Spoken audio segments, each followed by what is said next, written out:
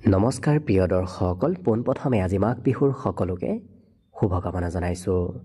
যিহেতু মাঘ মাহৰ প্ৰথমটো দিনাৰে পৰা ৰাশি চক্ৰত 4টা ৰাশিৰ ওপৰত এক ৰাজযোগৰ প্ৰভাৱ পৰিব গৈ আছে, গতিকে এই ৰাজযোগে আপোনাৰ ৰাশিৰ কোনটো দিশত শুভ ফল লৈ আনিব, কোনটো ক্ষেত্ৰত আপুনি পৰিৱৰ্তনবোৰ লক্ষ্য কৰিব পাৰিব, সেই বিষয়ে আজি ভিডিঅ'ত আপোনালোকে জানিব পাৰিব। যিহেতু ফাগুন মাহৰ 11 তাৰিখলৈকে এই প্ৰভাৱবোৰ আপোনাৰ ৰাশিৰ ওপৰত থাকিব, গতিকে তেতিয়ালৈকে আপোনালোকে ফলাফলবোৰো লাভ কৰি থাকিব। গতিকে আহক আজি আমি ভিডিঅ'টো পোনপ্ৰথমে আৰম্ভ কৰোঁ। ভিডিঅ'টো আৰম্ভ কৰাৰ পূৰ্বে অৱশ্যে আপোনালোকলৈ এটা বিশেষ অনুৰোধ যে ভিডিঅ'টোত এটা লাইক কৰিব, আৰু যদি আজি পোনপ্ৰথমবাৰৰ বাবে এই চেনেলটোলৈ আহিছে তেতিয়াহ'লে চেনেলটো ছাবস্ক্ৰাইব কৰি কমেণ্ট বক্সত জয় হনুমান লিখিবলৈও একেবাৰে নাপাহৰিব, কাৰণ আজি ৰাশি পৰিৱৰ্তন কৰিব মঙল গ্ৰহই, আৰু মঙল গ্ৰহৰ অধিপতি ভগৱানজনেই হৈছে হনুমান। গতিকে আহক ভিডিঅ'টো আৰম্ভ কৰোঁ। ৰাশি চক্ৰৰ প্ৰথমটো ৰাশি মেষ ৰাশিৰ ব্যক্তিসকলৰ বাবে এই মাহত বিশেষকৈ কৰ্মস্থানত পৰিৱৰ্তনবোৰ আহিব ধৰিব, কাৰণ আপোনাৰ ৰাশিৰ অধিপতি গ্ৰহ মঙল গ্ৰহ বৰ্তমান পূৰ্ণ বলি অৱস্থাত আপোনাৰ কৰ্মস্থানত প্ৰৱেশ কৰিব গৈ আছে, যিটো স্থিতি এই মাহটোৰ বাবে অতি শুভ সংযোগদায়ক। কাৰণ আপুনি লক্ষ্য কৰিব আপোনাৰ কৰ্মক্ষেত্ৰত শুভ পৰিৱৰ্তনবোৰ আহিব ধৰিব। আপুনি মনে আশা কৰা মতেই ফলাফলবোৰো কৰ্মত লাভ কৰিব। বিশেষকৈ ডিফেন্স, মেডিকেল এনেধৰণৰ ক্ষেত্ৰৰ সৈতে যদি এই মাহত জড়িত থাকে নিশ্চয় আপুনি শুভ ফল লাভ কৰিব। আপোনাৰ আত্মবিশ্বাস, সাহস, মনোবল এইবোৰ মঙল গ্ৰহই বঢ়াব, কাৰণ ৰোচক নামৰ মহাপুৰুষ ৰাজযোগ আপোনাৰ ৰাশিৰ পৰা কৰ্মত কিছু সৃষ্টি হ'ব গৈ আছে। গতিকে এই প্ৰভাৱে আপোনাৰ মনোবল আৰু সাহস এইবোৰ বৃদ্ধি কৰিব। কৰ্মক্ষেত্ৰত একাধিক কৰ্মৰ সৈতে আপুনি জড়িত থাকিব লাগিব। এটা কাম কৰিলেও অন্য কামৰ সৈতেও আপুনি জড়িত থকাৰ সুযোগ সুবিধা এই মাহত লাভ কৰিব। লগতে চতুৰ্থ স্থানত পূৰ্ণ দৃষ্টি আপোনাৰ ঘৰত সা সম্পত্তিবোৰ বৃদ্ধি পাব। লগতে একাধিক বন্ধুৰ সৈতেও এই মাহত যোগাযোগ হোৱা দেখা যাব। বন্ধু বান্ধৱৰ পৰিমাণো আপোনাৰ এই মাহত বাঢ়িব ধৰিব। লগতে শিক্ষাস্থানত পূৰ্ণ দৃষ্টি থকাৰ বাবে পঢ়া শুনাৰ ক্ষেত্ৰত নিশ্চয় শুভ ফল আহিব ধৰিব, কাৰণ কম সময় পঢ়িও এওঁলোকে শুভ ফল লৈ আনিব পাৰিব, কিন্তু অকণমান পঢ়াত ধৈৰ্য কিছু কমিব পাৰে।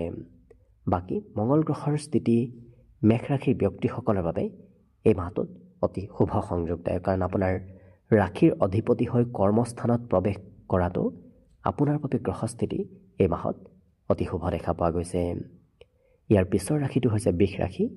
বৃষ ৰাশিৰ ব্যক্তিসকলৰ যিহেতু ভাগ্যস্থানত এই গ্ৰহস্থিতি হ'ব গৈ আছে, গতিকে ভাগ্যস্থানত মঙল গ্ৰহৰ স্থিতিয়ে আকস্মিক কিবা ভাল খবৰ লৈ আনিব।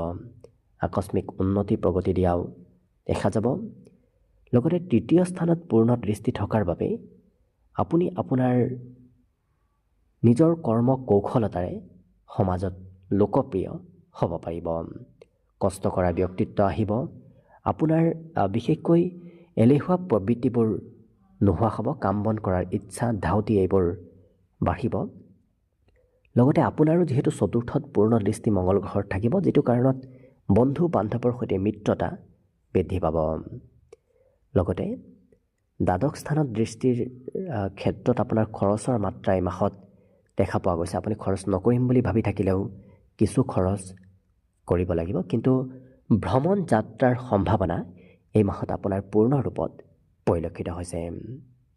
গতিকে মঙল গ্ৰহৰ স্থিতি আপোনাৰ বাবে শুভ বুলিয়ে ক'ব পাৰি। নৱমত মঙল গ্ৰহই আপোনাক নিশ্চয় ভাগ্যত উন্নতি কৰোৱা এই মাহত দেখা যাব। ইয়াৰ পিছৰ ৰাশিটো হৈছে মিথুন ৰাশি। মিথুন ৰাশিৰ ব্যক্তিসকলৰ এই মাহত মঙল গ্ৰহৰ স্থিতি অষ্টমত থাকিব। অষ্টমৰ মঙল গ্ৰহৰ বিশেষকৈ দৃষ্টিয়ে আপোনাক শুভ ফল নিশ্চয় দিব। দৃষ্টি হৈছে একাদশত থাকিব, দ্বিতীয়ত থাকিব, তৃতীয়ত থাকিব, যিটো দৃষ্টি আপোনাৰ বাবে আৰ্থিক ক্ষেত্ৰৰ ফালৰ পৰাই অত্যন্ত শুভদায়ক হ'ব। কাৰণ একাদশত যেতিয়া মঙল গ্ৰহৰ দৃষ্টি থাকিব তেতিয়া উপাৰ্জন পাতিবোৰ আপোনাৰ সোনকালে হ'ব ধৰিব। পাবলগীয়া ধনবোৰৰো আগমন হ'ব। মনৰ আশাবোৰ সোনকালে পূৰ্ণ হোৱাৰ সম্ভাৱনা খুব বেছিকৈ দেখা পোৱা গৈছে। আপোনাৰ উপাৰ্জন কৰা ধন হাতত সঞ্চয় হ'ব। একাধিক পথেৰে অহা ধন আপুনি কিছু এই মাহত সঞ্চয় কৰিব পাৰিব। লগতে তৃতীয় স্থানত মঙ্গল গ্ৰহৰ দৃষ্টি যিহেতু অতি শুভদায়ক, গতিকে সেই দৃষ্টিয়ে আপোনাৰ কৰ্ম কৌশল কৰি তুলিব, আপোনাক কাম বনত খুব এক্টিভ কৰি তোলা দেখা যাব। বিশেষকৈ এলেহুৱা প্ৰবৃত্তি আপোনাৰ নোহোৱা হ'ব আৰু ভাতৃ ভগ্নীৰ উন্নতি প্ৰগতি দিয়াও দেখা যাব। কিন্তু একমাত্ৰ আপুনি গুৰুত্ব ৰাখিবলগীয়া আপোনাৰ স্বাস্থ্যত, কাৰণ অষ্টমত মঙ্গল গ্ৰহ থাকিলে স্বাস্থ্যত মাজে সময়ে সমস্যা দিয়ে। গতিকে আপুনি যিমান পাৰে নিজৰ স্বাস্থ্যৰ যত্ন ৰাখিব। যদি উচ্চ ৰক্তচাপ আছে তেতিয়াহ'লে অকণমান নিজৰ স্বাস্থ্যৰ যত্ন ৰাখিব। বাকী ক্ষেত্ৰত আপোনাৰ বাবে এই গ্ৰহস্থিতি শুভ দেখা পোৱা গৈছে। ইয়াৰ পিছৰ ৰাশিটো হৈছে কৰ্কট ৰাশি। কৰ্কট ৰাশিৰ ব্যক্তিসকলৰ বাবে এই ৰোচক নামৰ মহাপুৰুষ ৰাজযোগে শুভ ফল লৈ আনিব। আপোনাৰ সপ্তমত এই ৰাজযোগ পৰাৰ বাবে আপুনি লক্ষ্য কৰিব, যদি আপুনি বিবাহৰ উপযুক্ত ব্যক্তি তেতিয়াহ'লে বিবাহৰ আলোচনা এই মাহত আপোনাৰ চলি থাকিব। ব্যৱসায় বাণিজ্যও এক উন্নতি প্ৰগতি লাভ কৰিব। ব্যৱসায়ত লাভালাভবোৰো এই মাহত আহিব ধৰিব। কৰ্মৰ জৰিয়তে আপোনাৰ লাভ উন্নতিৰ পূৰ্ণ সম্ভাৱনা আছে, কাৰণ কৰ্মস্থানত মঙ্গল গ্ৰহৰ পূৰ্ণ দৃষ্টি থাকিব, যিটো কাৰণত আপুনি কৰ্মত খুব সোনকালে আগবাঢ়ি যাবলৈ আপোনাৰ মন যাব। সাহস, কৰ্মত দক্ষতা, কৰ্ম কৌশলতা এইবোৰ মঙ্গল গ্ৰহই কৰ্মত লৈ আনিব।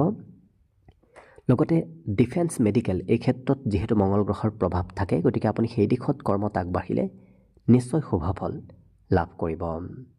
আপোনাৰ ৰাশিৰ ওপৰত মঙ্গল গ্ৰহৰ পূৰ্ণ দৃষ্টি থকাৰ বাবে আপুনি নিজকে কিছু সাহসী, আত্মবিশ্বাসী অনুভৱ এই মাহত কৰিব পাৰিব।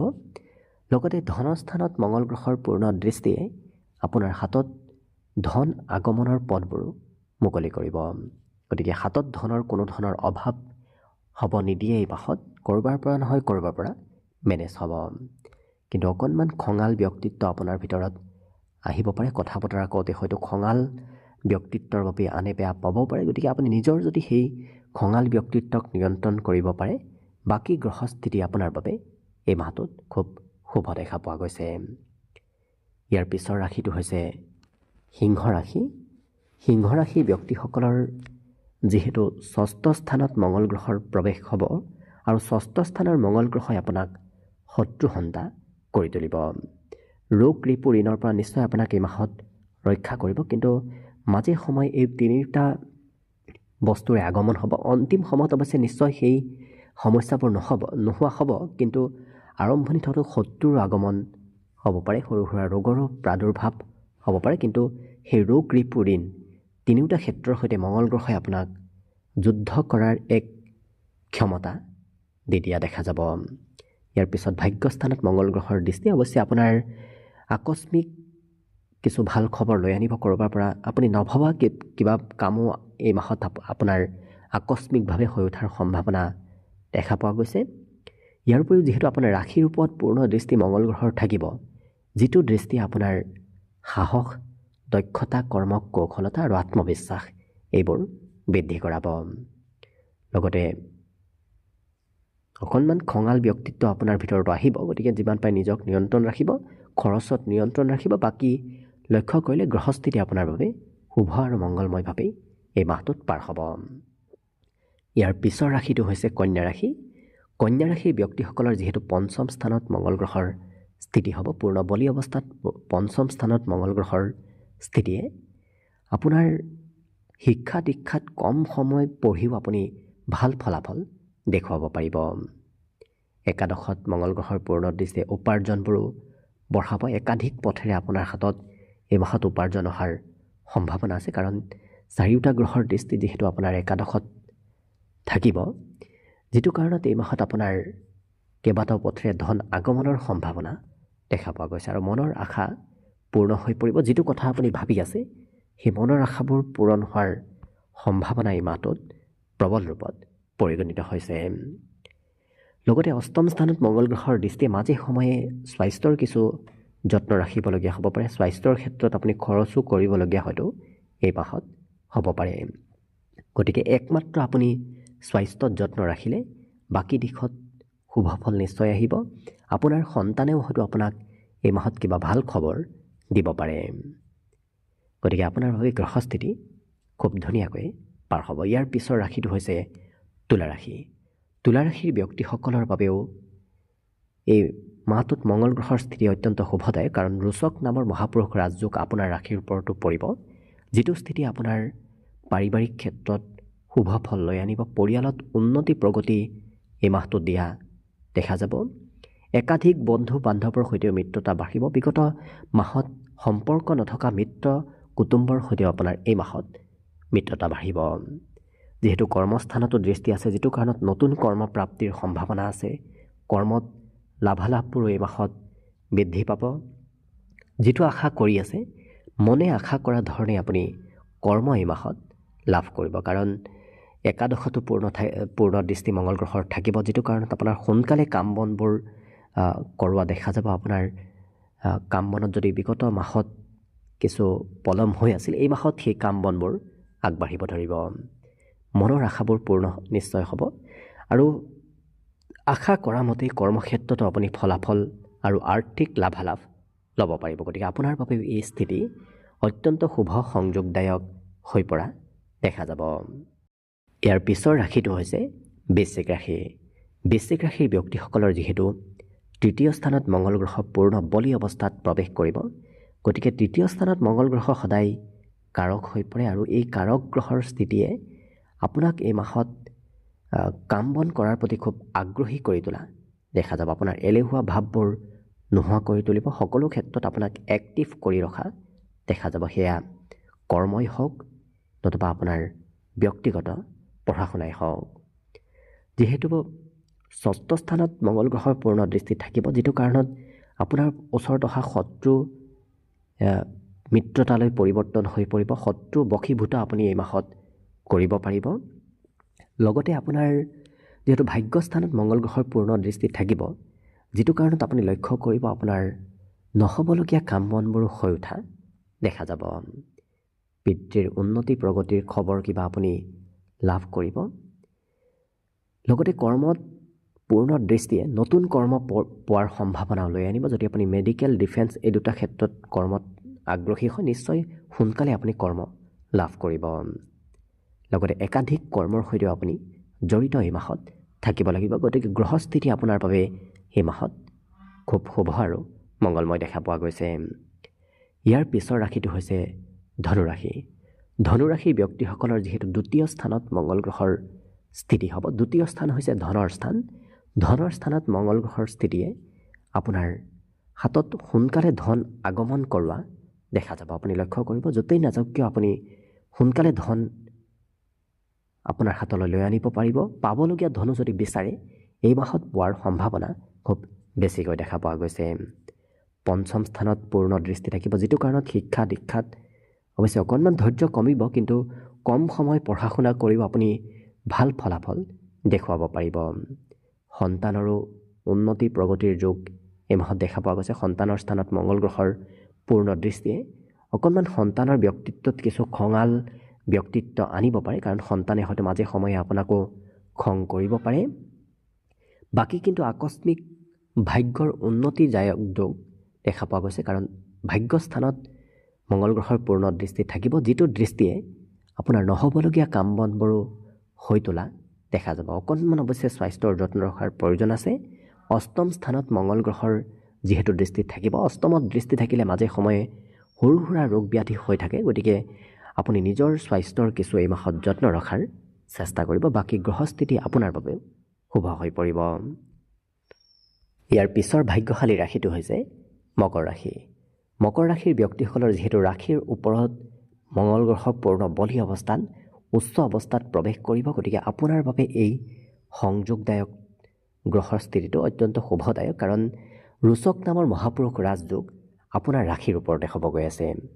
গতিকে এই গ্ৰহস্থিতি আপোনাৰ কৰ্মদক্ষতা, সাহস, মনোবল এইবোৰ বৃদ্ধি কৰিব। আপোনাৰ ব্যক্তিত্বত একাধিক ব্যক্তিত্ব লৈ অনা দেখা যাব। কাম বন কৰাৰ প্ৰতিভাবোৰো আপোনাৰ বৃদ্ধি পাব। ঘৰত সা সম্পত্তিবোৰ বাঢ়িব, কাৰণ চতুৰ্থ স্থানত পূৰ্ণ দৃষ্টিয়ে ঘৰত উন্নতি প্ৰগতি লৈ অনাও দেখা যাব। আৰু বন্ধু বান্ধৱৰ সৈতে মিত্ৰতা আপোনাৰ এই মাহত বাঢ়িব ধৰিব। যদি আপুনি ব্যৱসায় কৰি আছে তেতিয়াহ'লে ব্যৱসায়ৰ স্থানত মঙ্গল গ্ৰহৰ পূৰ্ণ দৃষ্টিয়ে সোনকালে লাভালাভবোৰ আপোনাক এই মাহত দিয়াও দেখা যাব। আপুনি লক্ষ্য কৰিব আপোনাৰ সম্পৰ্কীয় ব্যক্তিসমূহেও আপোনাক এই মাহত খুব গুৰুত্ব ৰাখিব আৰু বিশেষকৈ আপুনি যদি বিবাহিত তেতিয়াহ'লে নিজৰ খং নিয়ন্ত্ৰণ কৰাৰ অকণমান প্ৰয়োজন আছে, নহ'লে হয়তো মাজে সময়ে মতভেদ থাকিব পাৰে। অকণমান স্বাস্থ্যৰ যত্ন ৰখাৰ প্ৰয়োজন আছে। অষ্টম স্থানত মঙ্গল গ্ৰহৰ দৃষ্টি আপোনাৰ মাজে সময়ে হয়তো স্বাস্থ্যত কিছু পৰিৱৰ্তন আনিব পাৰে। গতিকে স্বাস্থ্যৰ ক্ষেত্ৰত যত্ন ৰাখিলে বাকী আপোনাৰ ৰাশিৰ ওপৰত ৰোচক নামৰ মহাপুৰুষ ৰাজযোগে নিশ্চয় শুভ ফল এই মাহতো প্ৰদান কৰিব। ইয়াৰ পিছৰ ৰাশিটো হৈছে কুম্ভ ৰাশি। কুম্ভ ৰাশিৰ ব্যক্তিসকলৰ যিহেতু দ্বাদশ স্থানত এই ৰোচক নামৰ মহাপুৰুষ ৰাজযোগৰ সৃষ্টি হ'ব, গতিকে দ্বাদশ স্থানত মঙ্গল গ্ৰহ পূৰ্ণ বলি অৱস্থাত থকাৰ লগে লগে আপোনাৰ তৃতীয় স্থানত দৃষ্টি পৰিব। তৃতীয় দৃষ্টি আপোনাক নিশ্চয় কৰ্ম কৌশল কৰি তুলিব, আপোনাৰ এলেহুৱা ব্যক্তিত্ববোৰ নোহোৱা কৰি তুলিব। ভাতৃ ভগ্নীৰ ক্ষেত্ৰত শুভ ফল দিব ধৰিব। ভাতৃ ভগ্নীৰ পৰা আপুনি কিবা ভাল খবৰ লাভ কৰিব। শত্ৰুবোৰ নোহোৱা হ'ব। আপোনাৰ সন্মুখত শত্ৰু আহিলেও সেই শত্ৰু নোহোৱা কৰি তুলিব মঙ্গল গ্ৰহই। লগতে ব্যৱসায় বাণিজ্যতো লাভালাভ উন্নতি দিব ধৰিব। আপুনি যি ব্যৱসায় নকৰক কিয় সেই ব্যৱসায়ত সোনকালে ফলাফলবোৰ লাভ কৰিব, কিন্তু খৰচৰ মাত্ৰাও আপোনাৰ এই মাহত দেখা পোৱা গৈছে।